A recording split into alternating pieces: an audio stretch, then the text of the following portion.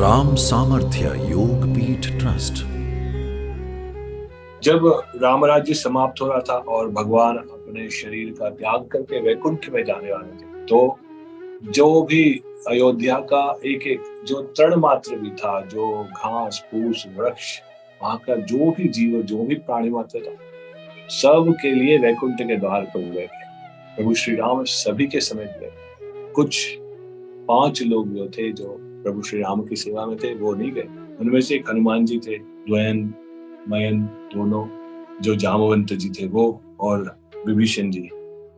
सबके अपने अपने भिन्न कारण रहे। और हनुमान जी को भी जब राम जी ने कहा कि हम वैकुंठ चल रहे हैं, अब इस लीला की समाप्ति का समय आ गया, तो हनुमान जी ने कहा, प्रभु वैकुंठ में क्या क्या होता है? तो वैकुंठ भगवान ने कहा कि वैकुंठ में मैं होता हूँ। तो उन्होंने कहा, तो वहां पे हम आपकी कथा, आपका भजन भी होता है? तो उन्होंने कहा, नहीं, कथा और भजन तो यहाँ होता है, क्योंकि यहाँ मैं प्रत्यक्ष रूप से उपस्थित नहीं होता हूँ। उसके लिए वैसे तो मैं होता हूँ, भक्त के लिए तो मैं हूँ ही।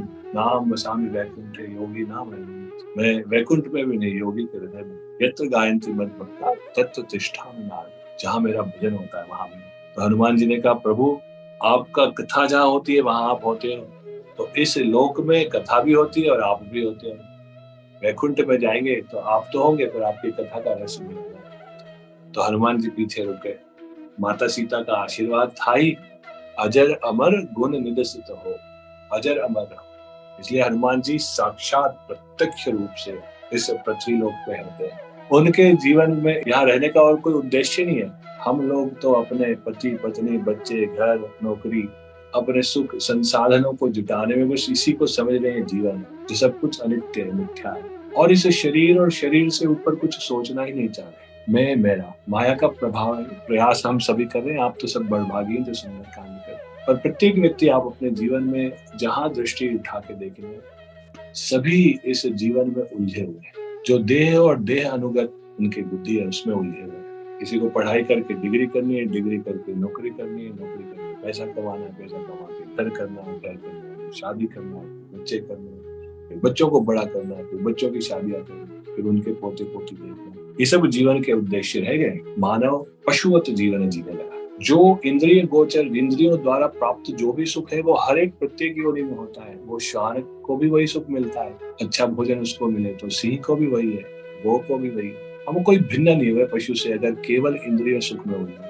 उससे परे का जो आनंद है वो प्राप्त करने के लिए, जो सत्संग का आनंद है, जो भगवत प्राप्ति का आनंद है, वो हमारे लिए विशिष्ट। हनुमान जी का हम लोगों के बीच होने का और कोई भी कारण नहीं है। इसलिए जब आप सुंदरकांड का पाठ करें और आपको अनुभूति ना हो रही हो उनकी, तो आप बार बार प्रश्न करें स्वयं से कि मन अभी जो है, मेरी चेतना उतनी उच्च नहीं हुई, इसलिए अभी अनुभव में नहीं आ रहे। हनुमान जी तो है ही अजर अमर गुण विशिष्ट। राम जी के साथ वैकुंठ भी नहीं गए हनुमान जी, इस जगत का कल्याण करने के लिए, राम नाम का विस्तार करने के लिए। और जहाँ कथा होती है, अगर इसी समय करोड़ों जगह, अरबों जगह भी अगर रामचंद्र जी की कथा हो रही हो, रामचरितमानस हो रहा, राम जी का भजन हो रहा, तो हनुमान जी उतने, क्योंकि अष्ट सिद्धि नवनिधि के, उनके पास सब प्रकार की सिद्धियां हैं। वो कितने अनगिनत रूप लेके, शरीर लेके, सूक्ष्म शरीर लेके कथा का श्रवण कर। तो चिंतन कीजिए कि जिस कथा के करने के लिए हनुमान जी ने स्वयं प्रत्यक्ष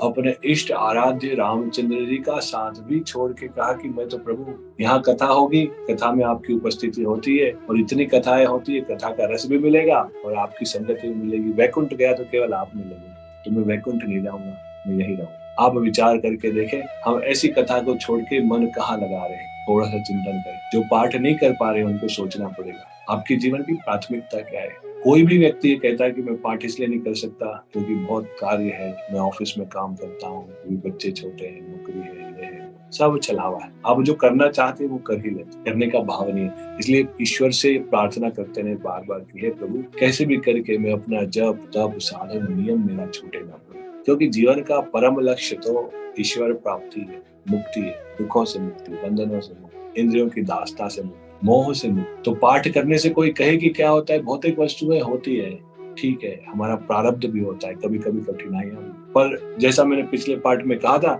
कि दुख किसी कारण से आता है, उस दुख को आप अपना दुर्भाग्य मान लें और भगवान से भी अपना मुंह फेर लें, तो आप अनंत काल तक अंधकारमय जीवन जिए। और दुख आया है उसको भगवान का मंगलमय विधान मान ले और अपनी अगाध श्रद्धा ईश्वर में जगाएं। क्योंकि जब भीतर दुख होता है तो फिर जो क्रंदन निकलता है, जो प्रार्थना निकलती है, उसका प्रभाव सुख के समय का नहीं होता। मैं कई लोगों से मिलता हूँ, हजारों लोगों से मिलने का मौका मिलता है, जिसके सुंदर सा पति है, सुंदर सी पत्नी है, युवा अवस्था है, कोई शारीरिक बीमारियां नहीं है, 2 बच्चे हैं, गाड़ी है और घर है। उस व्यक्ति के लिए भगवान की कोई अत्यंत आवश्यकता नहीं है। कभी मंदिर चले गए तो चले गए, कभी घर में पूजा पाठ हुई तो वो कर लिया बस, और वो भी नहीं अब तो कई घर में। तो विचार करके देखें कि जीवन का उद्देश्य हम भूल गए। हनुमान जी ने वैकुंठ का सुख छोड़ के भी इस पृथ्वी पर रहना स्वीकार किया। माता सीता का भी आशीर्वाद उनके लिए फलित हुआ और वो हम सब के बीच में ही है। हम सब का मंगल करने के लिए तो अपने इष्ट को छोड़ के भी भक्तों का मंगल करने के लिए हनुमान जी कितना करुणामय है, कितने करुणा से ओतप्रोत है कि जहाँ कथा होगी वहां मैं होऊंगा, जहाँ हनुमान जी होंगे वहां तो परमानंद की प्राप्ति होगी। इसलिए पाठ कभी भी ना छोड़ें। जीवन में कितनी भी समस्या आ रही, आप विचार करके देखें, कथा को छोड़ के हनुमान जी वैकुंठ नहीं गए। और हम इस नश्वर संसार के लिए जो क्षणभंगुर है, सब परिवर्तनशील, सब उस बंधन छूटने वाले। विचार करके देखे कि अभी मैं यहाँ हूँ और मेरे प्राण अभी रुक जाए, बंद हो जाए, इस शरीर ऐसा कैसा यही रह जाने वाला। फिर इस बाह्य संसार में कुछ भी मैं हूँ, मैं सोने के महल में भी बैठा हूँ, मैं पूरी पृथ्वी का राजा भी रहा हूँ, उससे होगा क्या? वो मेरे साथ जाने वाला नहीं, कोई संबंध मेरे साथ जाने वाला है, कोई नाते रिश्तेदार जाने वाला। जिसको आप अपना बेटा या पुत्री समझते हैं, अपनी पति पत्नी से, वो केवल उसका बाह्य स्वरूप मात्र है। जब गर्भ से बच्चा निकलता है, कोई अभी उसकी आयु 6 महीना, 1 साल, 2 साल नहीं होती। वो आत्मा तो अनंत काल से, क्योंकि आत्मा में परिवर्तन नहीं होता। वो तो उसके कपड़े जैसे बदल जाए, किसी के कपड़े बदल जाए तो क्या उसका व्यक्तित्व बदल जाता है। ऐसे ये जो बंधन हमने बांधे हैं इस संसार में, उसके पीछे भगवान को छोड़ दिया, उसके पीछे पूजा छोड़ दी,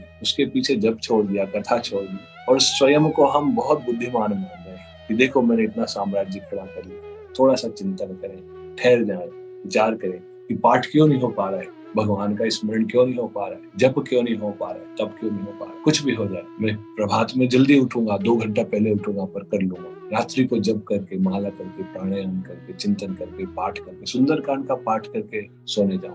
आप निर्णय ले लें, आप संकल्प ले लें, उसको निभा हनुमान जी देंगे। पर आप जब संकल्प भी ना ले पाए और इस नश्वर संसार को अपना लक्ष्य बना लें, तो फिर अनित्य के पीछे नित्य छोड़ेंगे तो बहुत विवेकवान हमको नहीं कहा जाएगा। इसलिए बहुत श्रद्धा से भर के ये बात मैं कह रहा हूँ, आप में विराजमान अपने इष्ट को, हनुमान जी को साक्षी रख के बात कर रहा हूँ। इस संसार में सुख है नहीं, जितना आप उसको देखने का प्रयास करें उतना दुख मिलेगा। सुख भीतर ही है, सुख आत्मा का ही आनंद परमानंद है, और आप ही वो आत्मा राम है। आपके भीतर इतनी शांति, इतनी प्रशांतता, इतना आनंद आप उस स्वयं के भीतर, और वो कभी खुटने वाला नहीं, खत्म होने वाला। फिर ये हमारे भीतर ऐसी मूर्ता कैसे आ गई कि नश्वर वस्तुओं के पीछे हम जो शाश्वत है उसको छोड़, जो परमानंद है उस छोटे मोटे सुख दुख के पीछे परमानंद को छोड़े। थोड़ा सा सावधान हो जाएं, जहां जब भी आप कथा करेंगे और जैसे जैसे आपका सत्संग होने लगेगा, हनुमान जी का नैकट्य प्राप्त होगा। ये बात मैंने इसलिए कही कि आप जब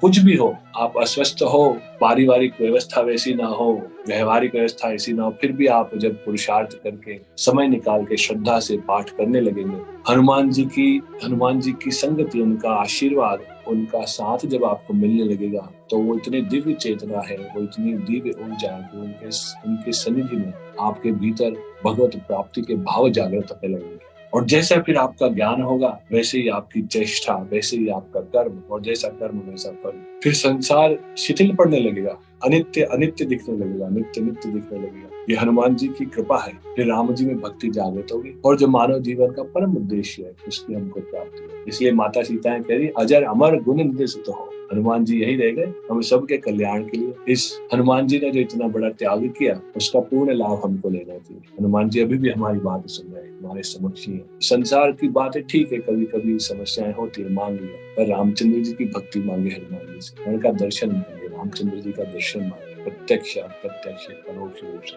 हर दृष्टि से, और फिर देखें कैसे जीवन आनंद से परिपूर्ण।